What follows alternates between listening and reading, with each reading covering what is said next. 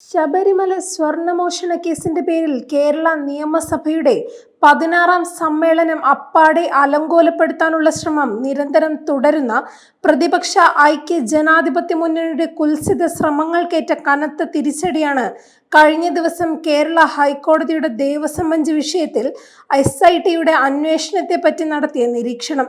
ശബരിമല സ്വർണ്ണമോഷണ കേസിൽ UDF നിലപാടിനോട് സമാന സമീപനം അവലംബിക്കുന്ന BJP സംസ്ഥാന അധ്യക്ഷൻ രാജീവ് ചന്ദ്രശേഖർ, വിശ്വ ഹിന്ദു പരിഷത്ത്, തന്ത്രി സമാജം തുടങ്ങിയവർ കേസന്വേഷണം CBIക്ക് കൈമാറണമെന്നാവശ്യപ്പെട്ട് സമർപ്പിച്ച ഹർജി പരിഗണിക്കവെയാണ് കോടതിയുടെ നിർണായക നിരീക്ഷണം.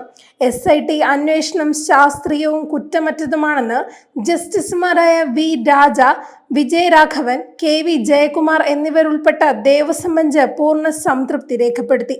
കേസന്വേഷണം പൂർണ്ണമായും ഹൈക്കോടതി മേൽനോട്ടത്തിലാണെന്നും അന്വേഷണ റിപ്പോർട്ട് SIT നേരിട്ട് ഹൈക്കോടതിക്കാണ് കൈമാറുന്നതെന്നും ആ വിവരം സംസ്ഥാന സർക്കാരിന് ലഭ്യമല്ലെന്നും കോടതി അസന്ദിഗ്ധം വ്യക്തമാക്കി. CBI തന്നെ എല്ലാ കേസുകളും അന്വേഷിക്കണമെന്നില്ല. പോലീസ് ഉദ്യോഗസ്ഥരാണ് ഡെപ്യൂട്ടേഷനിൽ CBIയിൽ പോകുന്നത്. SIT തലവൻ CBIയിൽ 5 വർഷം സേവനം പൂർത്തിയാക്കിയ ആളാണ്. CBIക്ക് മുകളിലാണ് ഹൈക്കോടതി എന്നിങ്ങനെ പോകുന്നു കോടതിയുടെ നിരീക്ഷണത്തിന്റെ പ്രസക്ത ഭാഗങ്ങൾ. കോടതിയുടെ ഈ നിരീക്ഷണങ്ങൾ BJPയും നിയമസഭയിലെ പ്രതിപക്ഷമായ UDFും ചാനൽ ചർച്ചാ വിദഗ്ധരും LDF സർക്കാരിനും SITക്കുമെതിരെ ഉന്നയിക്കുന്ന ആരോപണങ്ങളുടെയും വാദഗതികളുടെയും മുനയൊടിക്കാൻ പോന്നതാണ്. കേസിൽ പ്രതികളാക്കപ്പെട്ടവർക്കെതിരെ കുറ്റപത്രം സമർപ്പിക്കാൻ വൈകുന്നതും അവർ 90 ദിവസത്തെ തടവ് പൂർത്തിയാക്കിയതിനെ തുടർന്ന് നിയമപരമായ ജാമ്യം നേടുന്നതും SITയുടെ മേൽ സർക്കാരിന്റെ, പ്രത്യേകിച്ചും ആഭ്യന്തര വകുപ്പിന്റെ ചുമതല വഹിക്കുന്ന മുഖ്യമന്ത്രിയുടെ ഇടപെടലും സമ്മർദ്ദവും മൂലമാണെന്നാണ് പ്രതിപക്ഷ ആരോപണം. കേസ് സങ്കീർണവും അസാധാരണ സ്വഭാവവും ഉള്ളതാണ്.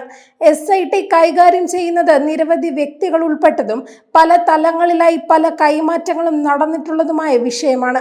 നടപടിക്രമങ്ങൾ സംബന്ധിച്ചും മറ്റു വിശദാംശങ്ങളെപ്പറ്റിയും കുറ്റമറ്റ പരിശോധന ആവശ്യമാണ്. കുറ്റക്കാരും രക്ഷപ്പെടാത്ത വിധം പഴുതടച്ച അന്വേഷണമാണ് നടക്കുന്നത്. പ്രതികൾക്ക് സ്വാഭാവിക ജാമ്യം ലഭിക്കുന്നതിൽ പ്രശ്നമില്ല. അങ്ങനെയൊന്നും ആരും രക്ഷപ്പെടില്ല. SITക്ക് അന്വേഷണം പൂർത്തിയാക്കാനും കുറ്റപത്രം സമർപ്പിക്കാനും കൂടുതൽ സമയം നൽകണം. പ്രതിപക്ഷത്തിന്റെ ആരോപണങ്ങൾക്കും ആശങ്കകൾക്കും വ്യക്തമായ മറുപടിയാണ് കോടതി നിരീക്ഷണം മുന്നോട്ട് വയ്ക്കുന്നത്. അന്വേഷണത്തിന് മേൽനോട്ടം വഹിക്കുന്ന ഹൈക്കോടതി ബെഞ്ചിന്റെ ഈ നിരീക്ഷണങ്ങളെ മുഖവിലക്കെടുക്കാതെ പ്രതിപക്ഷ UDF സഭയ്ക്കുള്ളിലും സഭയിൽ പ്രാതിനിധ്യമില്ലാത്ത BJP പുറത്തും ചാനൽ ചർച്ചാ വിദഗ്ധർ TV സ്റ്റുഡിയോകളിലും തുടരുന്ന LDF വിരുദ്ധ പരാക്രമങ്ങൾ വരാൻ പോകുന്ന നിയമസഭാ തെരഞ്ഞെടുപ്പിനെ മുന്നിൽ കണ്ടുള്ള രാഷ്ട്രീയ നാടകങ്ങളായി വേണം വിലയിരുത്താൻ. ശബരിമല സ്വർണ്ണമോഷണ വിഷയം സഭയിൽ ചർച്ച ചെയ്യാനുള്ള സന്നദ്ധത സർക്കാർ പ്രകടിപ്പിച്ചിട്ടും അതിന് തയ്യാറാവാതെയാണ് സഭാ നടപടികൾ അലങ്കോലപ്പെടുത്താനുള്ള ശ്രമം UDF തുടരുന്നത്.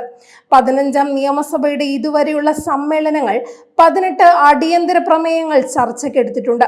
സമാന രീതിയിൽ ശബരിമല സ്വർണ്ണമോഷണവും ചർച്ചയ്ക്കെടുക്കാനുള്ള സന്നദ്ധതയാണ് സർക്കാർ പ്രകടിപ്പിക്കുന്നത്.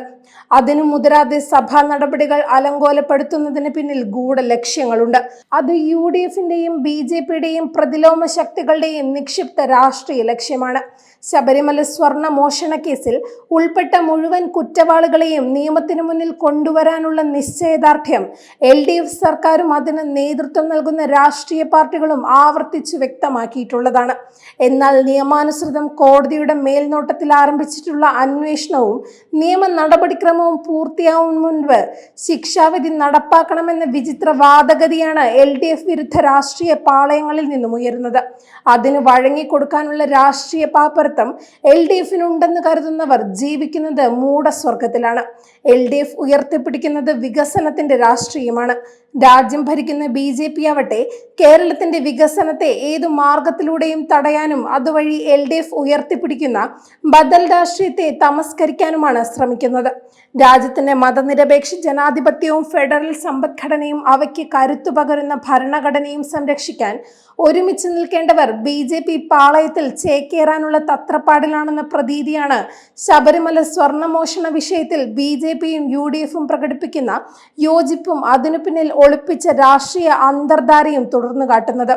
കേന്ദ്ര ബജറ്റിൽ പ്രകടമായ കേരളത്തോടുള്ള നിന്ദ്യമായ അവഗണനയ്ക്കെതിരെ നിയമസഭ പാസാക്കിയ പ്രമേയത്തിൽ പങ്കെടുക്കാതെ മാറി നിന്ന UDFന്റെ നിലപാടും ആ ഹീന രാഷ്ട്രീയമാണ് വെളിപ്പെടുത്തുന്നത്.